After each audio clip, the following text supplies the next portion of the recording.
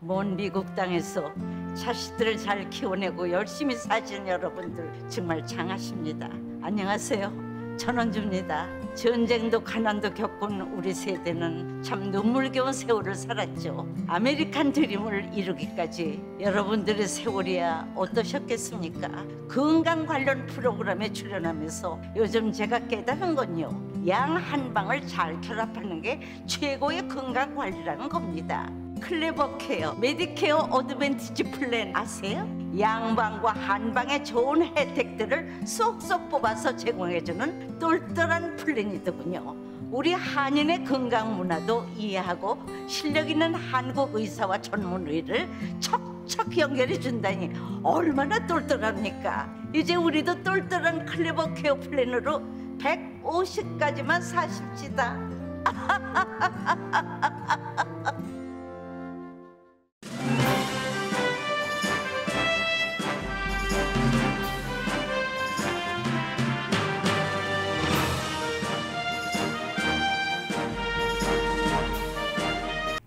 행복한 4월 마음 따뜻하게 보내세요. 라디오 서울이 함께합니다.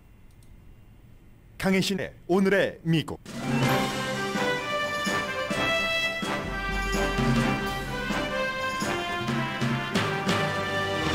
오늘은 지구의 날로 바이든 대통령은 시애틀에서 오래된 숲에 대한 연구를 하도록 하는 행정명령에 서명합니다.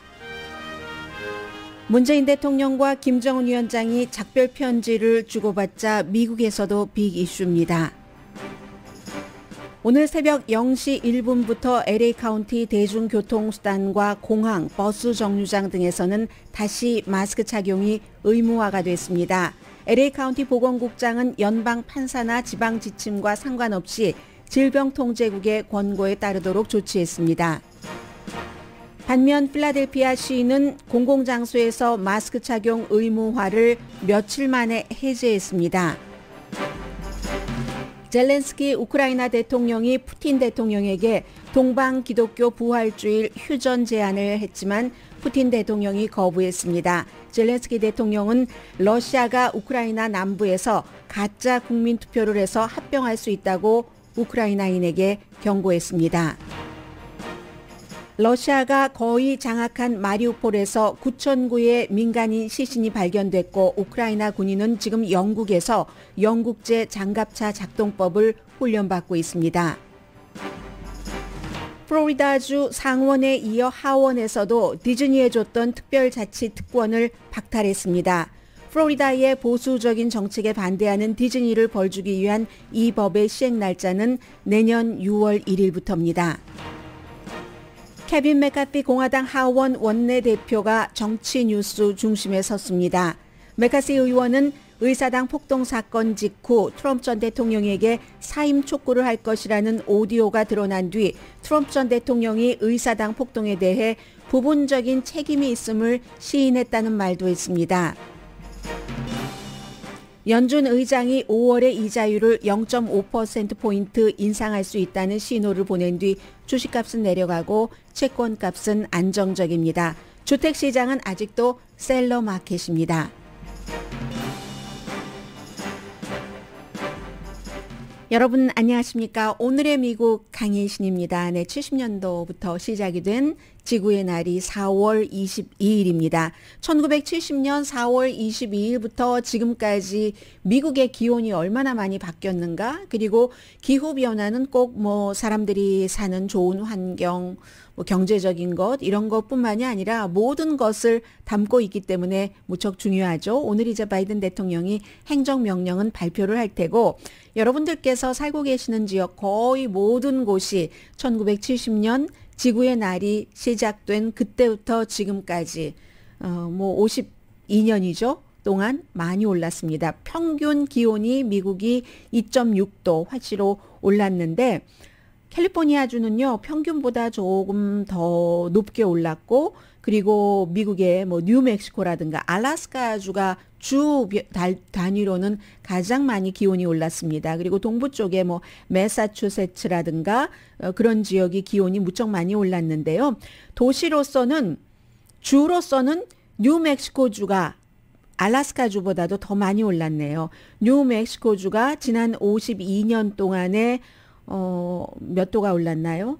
알래스카가 조금 더 많네요. 4.3도 올랐고 도시로서는 네바다주의 리노가 화씨 7.7도가 올라갔습니다. 그렇지 않아도 네바다주 굉장히 더운데 이런 여러 가지 이유로 더워지는 것이고 1970년대 이후에 이렇게 기후 변화의 30%는 이산화탄소가 원인이랍니다. 그렇기 때문에 지금 미국에서 전기 자동차, 하이브리드 자동차, 미국뿐만이 아니라 자동차 업계는 이젠 하이브리드, 전기 자동차가 아니면 결국은 나머지 이산화탄소를 많이 방출하고 하는 자동차는 생명을 다하게 되는 거죠.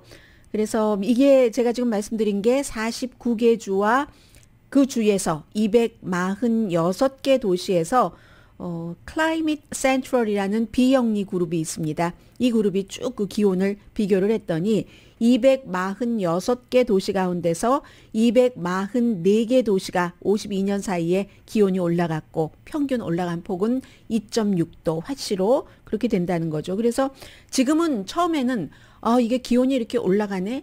지구가 변하네? 얼음이 녹아? 이런 얘기만 갖고 있다가 지금은 그런데 그러한 것이 인간의 활동이 미치는 영향이 어느 정도인가. 결국은 지구가 너무 뜨거워지면은 캘리포니아주는 많이 겪고 있죠. 산불이 나도 더 격하게. 루이지아나주도 허리케인이 와도 극단적으로 과거에 대비했었던 것 같고 도저히 막을 수 없는 그런 정도가 되잖아요. 그래서 너무 더워서 사람들이 숨지고 다치고 너무 추워서 여러 가지 상황이 오기 때문에 이걸 이제 세계적인 차원에서는 파리 기후 조약이라는 것이 있기 때문에 거기에 이제 그 세계에서 전부 미국은 중간에 트럼프 전 대통령 시대에는 우리 안 한다 하다가 다시 바이든 대통령 들어오고 나서 기후 조약에 우리도 하겠다 하는 것을 하는 거고요. 그리고 미국 내부에서는 오늘 이제 오후에 바이든 대통령이 시애틀에 가서 시애틀 무슨 워싱턴, 오레곤, 캘리포니아 북부에 참 그 나무도 많고 하잖아요. 그래서 오늘은 시애틀에 가서 행정명령에 서명을 하는데 이 행정명령은 요즘처럼 빡빡한 뉴스들이 많은 전쟁, 정치, 분열 그런 때는 어찌 보면은 조금 여유롭다라고 느낄 만한 그런 건데 오래된 숲에 대해서 연구를 하라는 행정명령이랍니다. 앞으로 1년 동안 연구를 해서 기후변화 또 그에 따른 여러 가지 환경이 달라지는 것과 인간의 생활 또 정부는 거기에 따르면 누가 이런 일로 아프고 하면은 헬스케어 시스템부터 다 예산 같은 것도 책정을 해놔야지 되는 거니까요. 해서 1년 동안 오래된 숲을 아무튼 연구를 한다는 겁니다. 해서 연구를 한다는 것은 포레스트 산림을 보호를 한다는 것도 되고 조사를 해서 사람의 생활과 연결한다는 건데 당연히 내무부가 맞고요. 농림부도 맞는데 그럼 오래된 숲이라는 게 어느 정도 돼야지 오래된 거지? 그 숲의 정의 보통 한 150년 정도 됐다. 하면은 오래됐다고 보고 있다는 겁니다. 그래서 이러한 오래된 숲의 데이터를 쭉 이제 보고 나면은 산불 정책도 정부에서 세울 수 있을 것이고 숲이라는 것은 나무라는 것은 탄소를 머금고 있어주기 때문에 우리 인간에게 좋은 공기를 주잖아요. 도시의 나무들도 다 꼭 예쁘라고 심는 것뿐만이 아니라 그런 것들이 있는데 집도 마찬가지죠. 벌레를 쫓아주는 그런 나무들, 란타나 이런 것, 제라늄도 마찬가지고요. 그런 게 있는가 하면 공기를 조금 더 깨끗이 해주는 그런 것들이 있고 다 그 기능에 따라서 이러한 것들을 정부에서 대처를 하겠다는 겁니다. 매년 이산화탄소를 미국에서는요. 나무가 한 14%는 머금어 준다는 거고 오래된 나무일수록 더 크고 더 큰 나무는 많은 탄소를 머금는데 이것도 어느 정도 기간이 지나면 일단 멈춤인가 이것까지도 연구를 하겠다는 겁니다. 성장한 나무의 정의를 150년 이상으로 보고 그럼 캘리포니아주의 레드우드 같은 국립공원 같은 데 가면은 200년이 뭡니까? 2000년 넘은 그런 숲속의 아버지라는 그런 나무들도 있잖아요. 너무너무 큰 나무들 다 이번에 한번 정리를 하겠다 하는 것이고요. 대신에 이제 연방 땅에서 벌목을 하지 못하도록 막는 것, 이것은 이번에 행정명령에 들어가지 않았습니다. 비슷하다고도 볼 수 있는데 뭐 기후변화라든가 여러 가지 환경, 자원 지키기, 환경 지키기 때문에 연방정부에서 연방 땅에서의 오일과 석탄 시추 같은 것을 꽉 막아놓잖아요. 특히 이제 민주당 정부가 들어오면 이번에는 러시아 그 전쟁 때문에 풀 수밖에 없었지만 그런 것과 마찬가지는 숲에 대해서는 하지 않겠다라고 발표를 했습니다. 시에라 클럽이 뭐 완전하진 않지만 뭐 시작은 괜찮네요. 이렇게 얘기를 했습니다. 완전하지 않다는 것은 벌목 자체를 중단해 주십시오. 환경보호그룹, 나무를 보호하지 하시는 분들은 가능하면은 이제 조금 더 그 순수 쪽으로 가는 것이고, 정치인들은 순수와 현실 사이에서 어떤 밸런스를 맞춰서 결정을 내리는 거고요. 오래된 나무를 보호하면은 결국은 커뮤니티를 보호하고 미국 전체를 보호하고 온실가스를 줄일 수 있다는 입장에서 오늘 이제 그 행정명령에 서명을 하게 되는 겁니다. 그리고 또 아웃도어 레크리에이션 그 센터 같은 것을 만들어서 그러면 사람들이 그 자연에 가서 즐기면서도 경제적으로도 커뮤니티에 어떤 도움이 되는 이런 것도 행정명령에 포함이 돼 있고요. 2030년을 목표로 묘목 심기도 확대하고, 미국 정말 나무 많은데 그렇게 나무가 많은데도 나이가 들면은 쓰러지고 불에 의해서 타버리고 뭐 홍수에 쓸려가고 하는 그런 자연 도태되는 것들을 가만히만 두고는 안 되니까 묘목 심기도 확대한다고 하고요. 이건 이제 스타벅스 같은 커피 회사에서 오랜 동안 해왔던 건데, 미국이 꼭 아니더라도 오레곤이나 워싱턴주에서 벌목을 하고 그쪽이 산림이 우거지니까 이런 산업이 활발하지만 그 밖에 다른 뭐 미국이 꼭 아닌 지역이라도 뭔가를 이렇게 불법적으로 그 나무를 벌목을 한다던가 하는 그런 것은 싸도 안 산다. 커피도 농부들 너무 힘들게 하는 그런 커피는 저희 커피 스토어에서는 안 사요 하는 것과 마찬가지 일을 미국 연방 정부에서도 하겠다고 했고요. 습지를 복원하고 이제 그늘을 만들어주는 나무도 심고 가뭄에 저항이 있는 그런 나무를 많이 심는다. 캘리포니아주는요. 선인장이 최고라니까요. 이러한 그 모든 계획이 포함된 행정명령에 서명을 합니다. 그러면 나무를 보호하고 이런 것들도 있지만 레크리에이션 센터를 만든다던가 또 그 가뭄에 저항력이 강한 나무를 심고 하는 것 다 일자리를 만드는 거잖아요. 정부로서는 그것과 연관을 해서 10년 동안 온실가스 배출량을 뭐 50%에서 52% 줄이면서도 아주 건전한 일자리는 만든다. 그런 것들을 이제 바이든 대통령이 오늘 행정명령으로 발표를 할 예정입니다. 이게 지구의 날, 뭐 한국은 어제가 지구의 날이었겠네요.를 맞아서 대통령이 하고 있는 일이고, 그리고 오늘 제가 뭐 금요일이기도 하고 뉴스를 쭉 리뷰하면서 가장 눈에 띄었다 하는 뉴스 가운데 하나가 이겁니다. 어제부터 계속 나오고 있는 뉴스인데 거의 모든 매체가 보도를 합니다.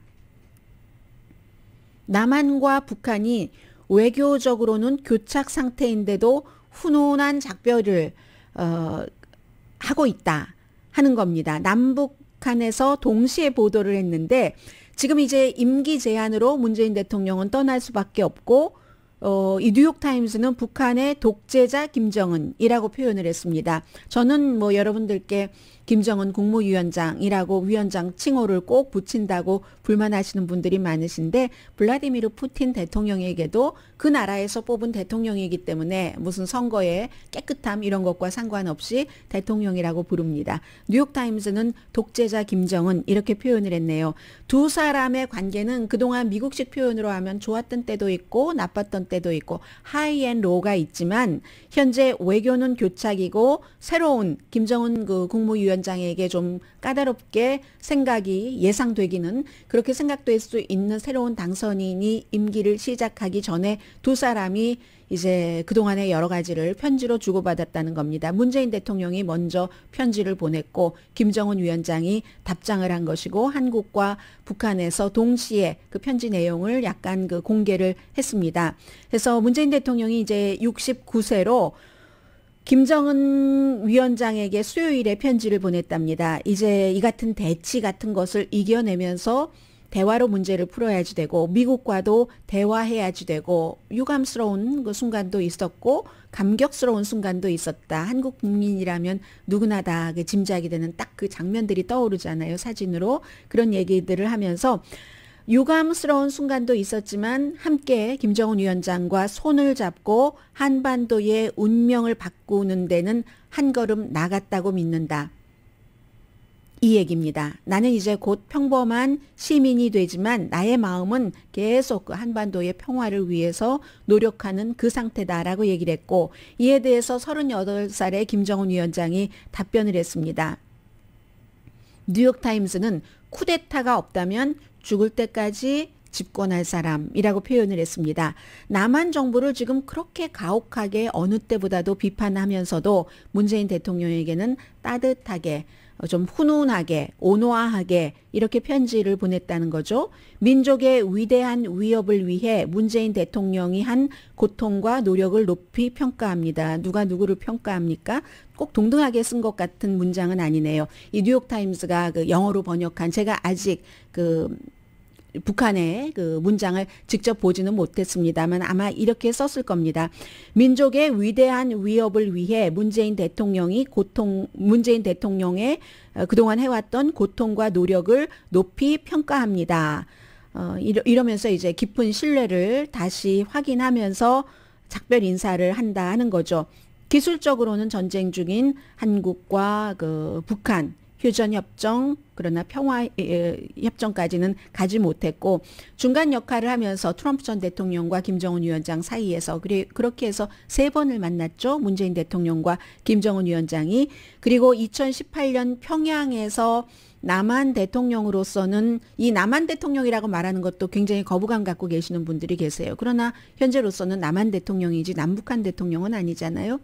평양에서 북한 주민에게 처음으로 연설을 한 남한 대통령, 이게 이제 문재인 대통령으로서는 굉장히 딱 이 문재인이라는 그 인생의 역사에 남아있을 것이라고 뉴욕타임스는 지적을 합니다. 그리고 백두산에서 두 사람이 손을 이렇게 치켜들고 있었고 양쪽에 리설주 여사 그리고 김정숙 여사 이렇게 그 부인도 같이 있었던 그런 순간들, 그때까지는 유토피아였는데 악마는 언제나 디테일에 있다라고 표현을 합니다. 트럼프 전 대통령은 결국은 그 디테일 속에 들어있던 악마, 그리고 본인의 정치적인 여러 가지 국내 상황 때문에 북한의 핵을 하나도 줄이지 못하고 떠나고 말았습니다. 오히려 늘어났죠. 최근에 대륙간 탄도미사일까지 발사했고 미국을 딱 그 공격할 수 있는, 그리고 문재인 정부를 바보라고, 정말 바보라고, 겁 많은 무슨 잡종견 뭐 이런 표현도 했죠. 또 하나는 문재인 대통령의 레가시 가운데서 최고라고 할 수 있는 남북 연락사무소도 완전히 그 파괴해버리고 그 지금 호텔도 다 그 부숴버리고 있고, 그러한데도 불구하고 이 같은 편지는 주고받았고, 한국이 굉장히 정치가 분열된 사회이기 때문에 문재인 대통령에게 그 같은 노력을 한 것에 대해서 이 김정은 위원장은 높이 평가를 했지만 순진한 평화주의자다라고 반대한 사람도 있었고, 하지만 44%라는 전에 그 대통령들이 한 번도 나아갈 때 받아보지 못한 높은 지지율을 받고 나가는 것을 보면 문재인 대통령의 지지자 측에서는 김정은 위원장과 문재인 대통령과의 여러 가지 그 해왔던 일, 관계를 아주 그 좋아하는 거죠. 그런 얘기를 하면서 마지막으로는 윤석열 대통령 당선인에게 김정은 위원장이 문재인 대통령에게 보내는 편지에서 애매모호한 표현을 했다. 말하자면 남북 관계는 양측에서 희망을 갖고 일할 때 민족이 바라는 대로 발전할 것이다. 여기에 대한 윤석열 대통령 당선자의 입장은 북한과 대화는 한다. 그러나 그 결과 없는 그 대화를 무조건 하지는 않을 것이며, 때로는 대화를 하기 위해서 강하게 북한을 압박하는 제재 같은 것도 한다 하는 게 윤석열 당선자의 입장이니까, 문재인 대통령 때의 그 나이도 많고 38세 대 69세니까는 뭐 아버지 뻘이잖아요. 나이도 많고 일단 그 한국이 경제적으로 북한보다 굉장히 그 발전을 했기 때문에 핵은 없으나 여러 가지 이유로 인해서 그래서 어떤 뭐 형님과 같은 이런 그 태도로 때로는 모든 것을 다 품고 막 그 본인에게도 강한 비난의 말이 쏟아져도 그랬던 것과는 분명히 다른 그 행보를 윤석열 그 대통령 당선인은 북한에게 행할 것이다 하는 것을 이제 이 시점에는 다시 한번 뭐 확인을 하게 되는 그런 날이기도 합니다.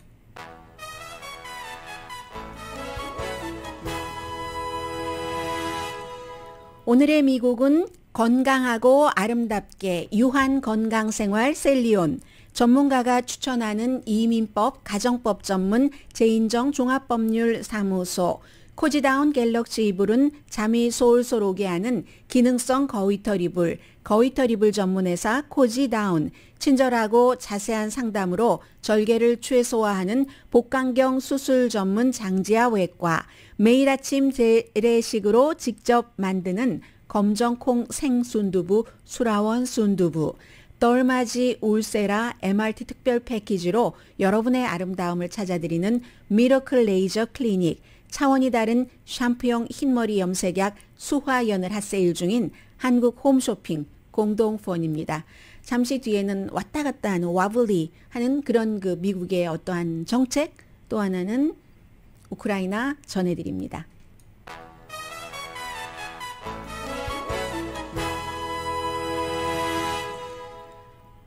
라디오 서울 방송 오늘의 미국 듣고 계십니다. 요즘에 인터넷이 굉장히 느린 것 같아요. 반응이 꼭 반박자가 느려서요. 제가 조금 불편하고 있습니다. 컴퓨터를 바꿔봐야지 되나요? 네, 어제 오늘 계속 그러는데요. LA 카운티 다시 대중교통수단에서 마스크 착용 의무화 오늘 새벽 0시 1분부터 시작이 됐습니다. 공항, 뭐 여러분들 뭐 우버, 리프트, 공유 교통수단, 택시, 버스, 열차, 뭐 정거장 다 마찬가지입니다. 연방 그 플로리다주의 템파의 그 지방 판사가 판결을 내렸고 연방 교통국도 뭐 해제해도 돼 비행기 안에서 이렇게 했지만 이 공항 이런 곳에서 모두 이제 마스크를 다시 쓰셔야지 되고요. 물론 그 카운티 관할 밖에서 비행기에 탑승한 사람에게는 적용되지 않지만 LA 카운티에서는 이제 적용이 그대로 되는 겁니다. 모든 실내 그 공공교통기관에서 적용이 되는데 이 보건국장이 얘기하기를 바바라 페럴 그 보건국장이 질병통제국의 안내에 따르겠다. 우리는 질병통제국이 보건 전문가이다라고 얘기를 하고 있습니다. 해서 왜냐하면 붐비고 밀치고 뭐 부딪히고 하는 주변 환경이고 통풍도 잘 안 되고 바이러스가 딱 그 퍼지기 좋은 환경이라는 얘기를 하죠.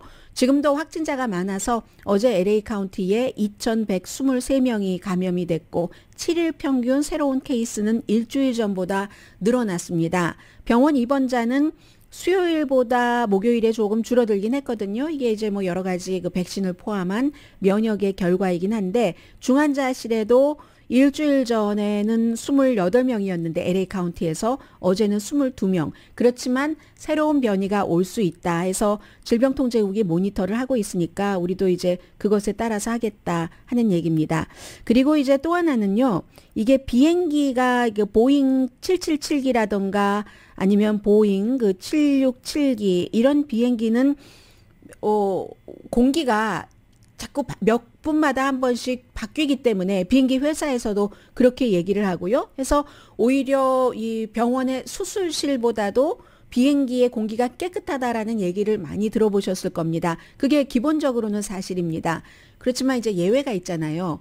비행기 안에는 그렇지만 연방 판사의 명령에 따라서 이제 공항이라든가 이런 곳에서 마스크 착용 의무화가 안 되니까 보안 검색대를 통과할 때, 이동할 때, 그리고 또 비행기에 타고 있다 하더라도 그 몇 분 만에 한 번씩 공기가 획획 바뀌는 그 시스템이 완전히 작동 안 할 수도 있고요. 뭐 예를 들어서 활주로에 비행기가 앉아 있는 동안 그런 때는 오히려 더 강한 마스크를 써야지 된다. N95 같은 거. 그게 이제 지금 전문가들이 권하고 있는 거거든요.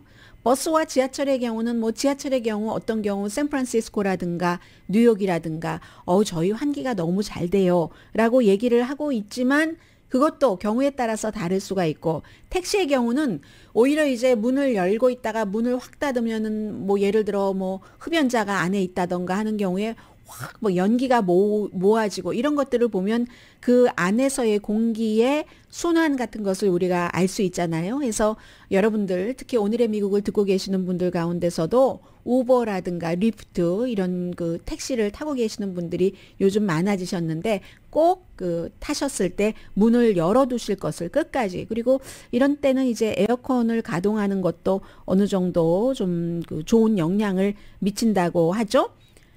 또 반대로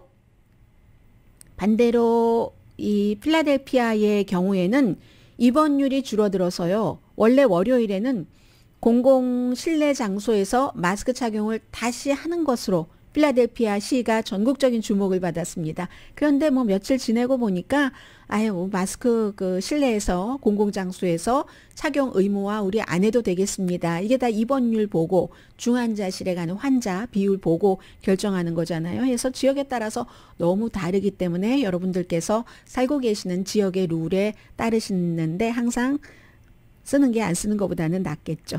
그리고 또 하나 간단하게 전해드리자면은 뭐 미국의 요즘 뭐 아주 패션입니다. 패션, 옷 입는 패션이 아니라 이 문화 충돌의 패션인데 켄터키주의 연방 판사는 새로운 낙태 금지법 시행을 임시로 중단하라 하는 판결을 내렸습니다. 미국 지방법원 판사 레베카 그레디 제닝스라는 여성 판사입니다. 트럼프 전 대통령이 임명을 했고요. 그 당시에 연방 판사가 된 사람이 너무 많기 때문에 오바마 시대 때 공화당이 이제 상원을 꽉 잡고 있으면서 하나도 인준을 해주지 않았습니다. 뭐 대법원 판사를 포함을 해서 연방도 그러다가 이걸 트럼프 전 대통령이 되고 나니까 그냥 상원에서 인준을 다 해줬기 때문에 너무 많습니다. 트럼프 시대에 연방 판사가 된 사람이 트럼프 대통령이 임명한 그런 판사인데 이게 3월 달에 켄터키주에서도 임신 15주일이 넘으면 낙태를 할 수 없는 이게 이제 돼서 주지사는 민주당인데 민주당 주지사가 비토를 했습니다. 그런데 의회가 공화당이 더 많으니까 공화당 의원들이 민주당 주지사의 비토를 완전히 무효화했거든요. 그렇지만 켄터키주에 지금 낙태 시술소가 2군데밖에 없답니다. 2군데 있는데 이 낙태 시술소에서 낙태를 금지하는 법은 만들어 놓고 실제로 아주 그 세부 시행안 같은 것을 전달받지 못했다고 하거든요. 이게 법에 다 저촉되지 않아야지 되니까 그렇기 때문에 이 판사가 판결을 지금 내린 이유는 그렇게 그 제대로 된 가이드라인을 못 받았으니까 아예 그 제대로 된 것이 내려오기 전까지는 임시로 시행 중지해라 하는 것을 했습니다. 그리고 이제 오늘이 미국은 4월 22일인데 이번 주 일요일은 아주 중요한 날이죠. 24일은 프랑스의 선거. 뭐 지금으로선 대체적으로 임마누엘 마크롱 대통령이 재선될 것이라고 믿지만 재선돼도 5년 전에 똑같은 사람과 선거를 치렀는데 마린 르펜이라는 아주 극우적인 5년 전에 그 지지율 격차보다 줄어든 채로 재선될 가능성이 높습니다. 그리고 집권당이 재선된 경우가 정말 얼마만인지 모르겠어요. 프랑스에서도. 그래서 지금 러시아가 우크라이나를 침공했기 때문에 서방 세계가 같이 힘을 모아서 우크라이나를 돕는 데는 마린 르펜보다는 워낙에 그 푸틴과 친하니까 임마누엘 마크롱도 친하지만 더 많이 친하니까 이념적으로도 여러 가지가 그래서 임마누엘 마크롱이 되는 게 낫고 그건 그렇게 될 것 같고요. 그리고 이제 일요일이 동방 그 러시아 정교회 지금은 러시아 정교회에서 우크라이나가 또 분리가 됐지만 이 서구의 크리스찬이 아니라 동방 러시아 정교회도 이제는 그 17일부터 시작해서 24일이 부활절이거든요. 지금 이제 부활 주간입니다. 젤렌스키 우크라이나 대통령이 부활 주간만이라도 우리 휴전을 좀 하자. 이건 우크라이나 대통령으로서는 당연히 기회로 삼을 수 있는 거죠. 그러므로 인해서 지금 대피하지 못한 국민들을 대피시키기 위해서 했는데 푸틴 대통령이 say no 했기 때문에 여전히 전쟁은 지금 이어지고 있고요. 홀리위크인데도 전쟁은 하고 있는 겁니다. 그 홀리위크에 이 전쟁이 성전이라고 홀리워라고 러시아 정교회의 키릴 총대주교가 말하면서 푸틴의 그 편에서 이건 전쟁터에 나가지만 않았지 그 전쟁터의 수장처럼 전쟁의 그 명분 정당성이 아주 강하다 애국전쟁이다라고 얘기를 하고 있으니까는요. 그 사이에 프란치스코 교황도 무기를 내려놓자 부활절 주간만이라도 하는데 전혀 얘기 듣지 않고 있습니다. 오늘이 그러니까 굿프라이데이죠. 굿프라이데이지만 우크라이나 국민에게는 가장 슬픈 날, 정말 슬픈 날 여러 가지 의미에서 세계교회협회도 휴전을 촉구했지만 전혀 듣지 않았고 이럴 때 사람들이 얘기를 하는 거죠. 기도만 갖고 안 되는 일이 이 세상에 너무 많다. 젤렌스키 대통령은 기도만 갖고 안 되니까 우리에게 무기를 달라라고 얘기를 해주면서 러시아 정교회의 그 높은 사람들이 어떻게 기독교를 이용하고 있는지를 잘 알 수가 있다. 기독교 신앙을 어떻게 대하는지를 알 수가 있다. 푸틴과 서로 이제 짝짝쿵 돼서 러시아 그 정교회의 뭐 신도들도 늘릴 수 있게 여러 가지 혜택도 많이 주고 점점 그것도 하나의 권력으로 종교의 권력으로 하면서 또 그 대신에 이 러시아 정교회의 총대 그 키릴 대주교는 푸틴에게 전쟁해도 돼 항상 뭐 조지야 that's okay 뭐 좋은 일이야 이렇게 말하고 있으니까 러시아 사람들이 70% 이상이 이 러시아 정교회 신자라고 하는데 어떻게 되겠습니까? 지지율 그러니까 그렇게 많이 나오는 거고 그리고 또 하나는 지금 남부의 두 군데 주에서 가짜로 국민투표를 할 수 있다. 그리고 크림반도 합병할 때와 비슷한 크림반도 때는 그래도 자발적인 사람이 더 많았겠지만 그때보다 더 많이 부당한 형태로 국민투표 끝났어? 하고 이거 합병? 이제 러시아 거야? 할 수 있다는 겁니다. 그 두 군데 주가 헤르손이라는 전쟁 초기에 많이 나왔었던 곳이고 그리고 그 원자력 발전소가 있는 자포리지아 이 두 군데 그렇기 때문에 러시아군이 개인정보 달라고 하면은 주지 말라고 하고 여권 데이터 같은 것 질문에 답하지 말아라. 러시아군이 점령하고 있는 곳에서 국민투표를 위조할 가능성이 높다는 겁니다. 이리하여 남부 우리에게 다 오겠다는데 우크라이나 국민이 어쩌겠어? 하는 형태로 가져갈 수 있다는 거죠. 이런 얘기를 하고 있고 마리우폴에서는 제철소에서 마지막으로 대항전을 준비하고 있는 그 마리우폴에서는 지금 9,000명이 시신이 발견이 됐다는 거거든요. 이게 우크라이나가 막연히 주장을 하는 게 아니라 미국의 회사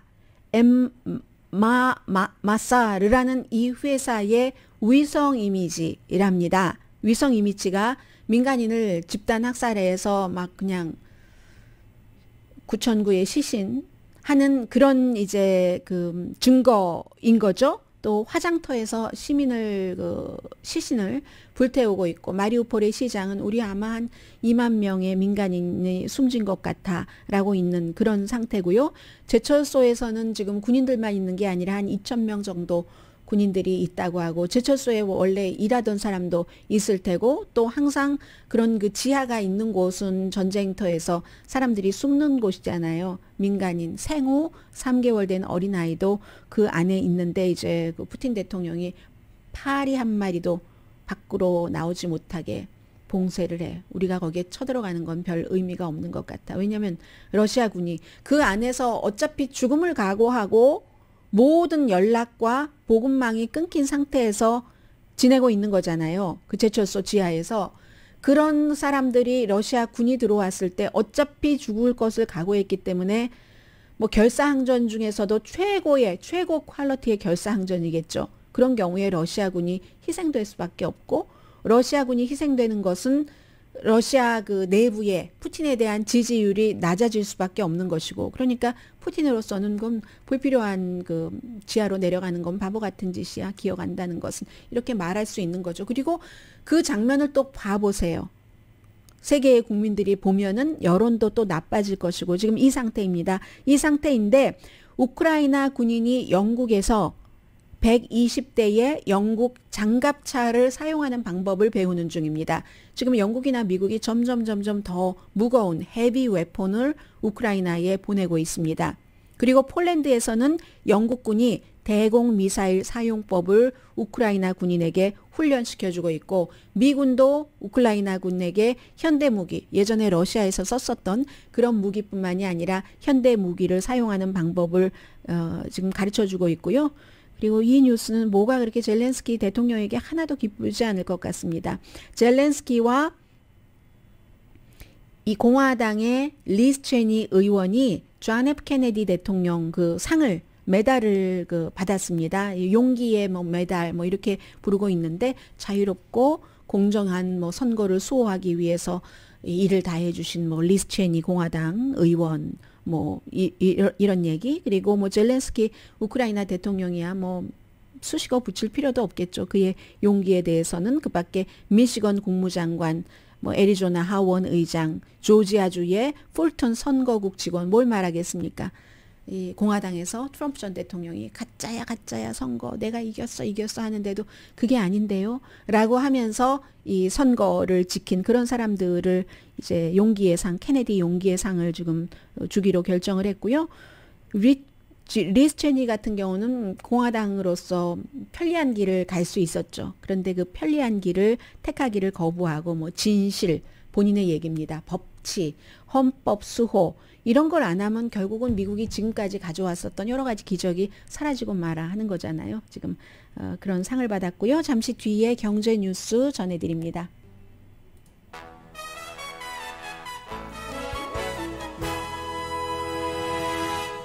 라디오 서울 방송 오늘의 미국 듣고 계십니다. 이제 자꾸 이렇게 한 번, 두 번 말이 나오면 기정사실이 되는 경우가 많죠.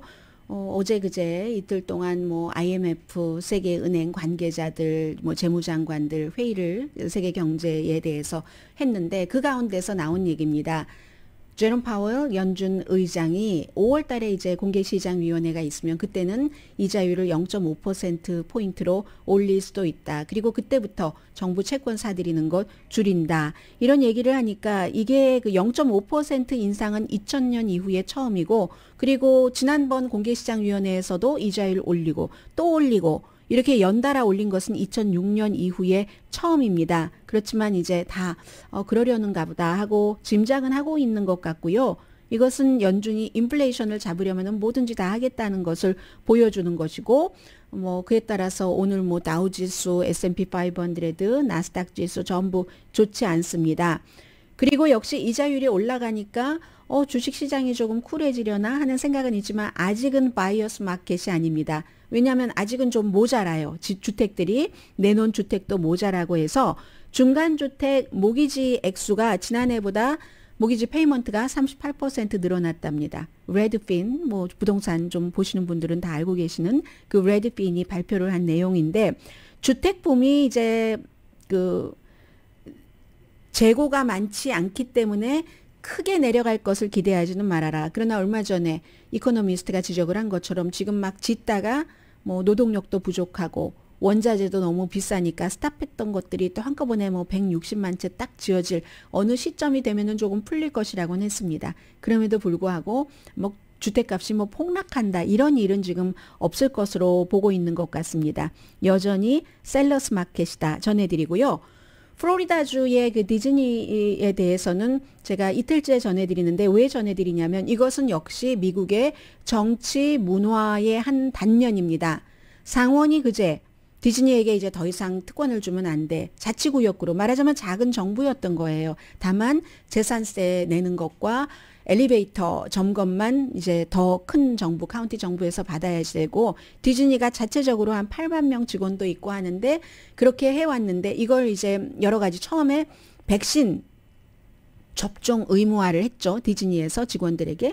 그리고는 이제 마스크 착용도 그렇고 이제 don't say 무슨 동성애자에 대해서 킨더가든부터 3학년까지는 학교에서 가르치지도 마라 이런 것에 대해서 디즈니의 CEO도 처음엔 가만히 있다가 직원들이 반기를 드니까 이건 아니다라고 얘기를 해서 아니 너희들이 지난 52년 동안 특별법에 따라서 뭐 리드 크릭 이런 디스트릭에 따라서 그렇게 많은 특혜를 받고 애나하임 봐봐 뭐 하나 지려고 하면은 얼마나 시 규정이 까다로워 다 맘대로 하고는 이거 안 돼 하고 상원에서 그거 이제 박탈한다 했고 어제 하원에서도 박탈한다고 했습니다. 그래서 주지사는 당연히 서명을 할 것이고 내년 6월 1일부터 시행 예정인데 어떻게 될지는 모르겠습니다. 디즈니가 어떻게 나올지는 모르겠는데 이것은 가만히 생각해 보면은 한두 번 있는 것이 아니라 왜 조지아주 같은 데서 그 새로운 투표법 같은 것이 소수 인종에게 나쁘다 하는 것이 만들어졌을 때는 메이저리그 야구가 애틀란타에서 하기로 했었던 것 취소했었던 적도 있고 델타 에어라인도 마찬가지였고 또 시리그룹 같은 경우는 어떤 그 지역에서 낙태를 할 수 없을 때 직원이 다른 곳에 가서 낙태를 할 수 있도록 배려한다. 이렇게 하기 때문에 그것도 지방정부와 여러 가지 마찰이 있었습니다. 그러면 왜 기업은 돈만 벌고 정치인은 정치가 해야지라는 얘기를 하지만 몇 년 전부터 이게 불가능해졌습니다. 소비자가 이렇게 커다란 브랜드의 기업에게는 아니 당신들 뭐해? 당신 회사들 아니면 뭐 메이저리그 구단의 여러 가지 이상과 맞지 않잖아? 그런데 가만히 있으면 되겠어? 하고 압박을 하고 뭔가 움직이지 않으면 보이콧도 하고 그리고 직원들도 유능한 직원들이 회사가 이렇게 하면 안 되지 할 때 목소리를 내기 때문에 회사는 이럴 수밖에 없는 거고요. 디즈니는 38명의 로비스트가 이 플로리다주에서 활동을 하고 있습니다. 그렇기 때문에 이게 어떻게 될지 모르지만 주식값은 뭐 어제 2.3% 내려갔고요. 디즈니뿐만이 아니라 플로리다주의 수백 군데에 비슷하게 자치적으로 일을 해라 하는 그런 특별구역이 있고요. 그리고 만약에 이 특별구역이 그 위치를 박탈을 하고 나면 지금 한 20억 달러 빚 있는 거는 다 그 지역의 주민들에게 돌아간다고 하고 이것도 아마 마지막으로 최종적으로 투표를 해야지 되는데 주민투표 그 주민들 가운데 대체적으로 디즈니에 관련이 된 사람이기 때문에 그게 어떻게 될지도 모르고요. 어쨌든 정치와 기업이 이런 상태로 문화적인 서로 그 스트러글을 겪을 수밖에 없는 미국의 모습입니다. 잠시 뒤에 뵙겠습니다.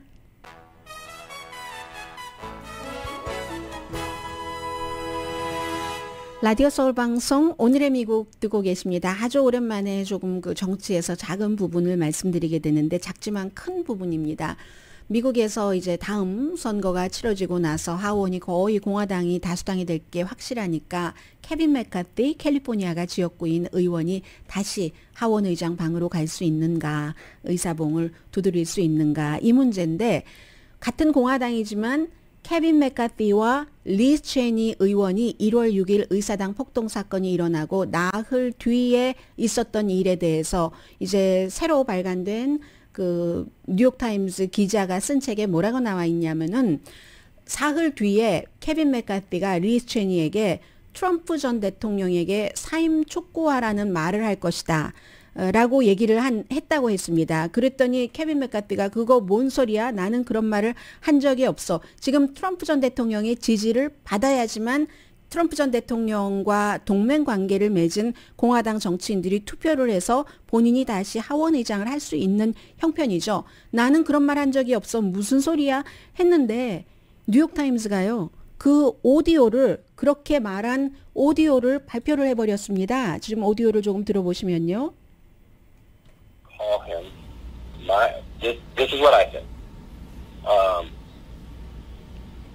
No, it'll pass the House.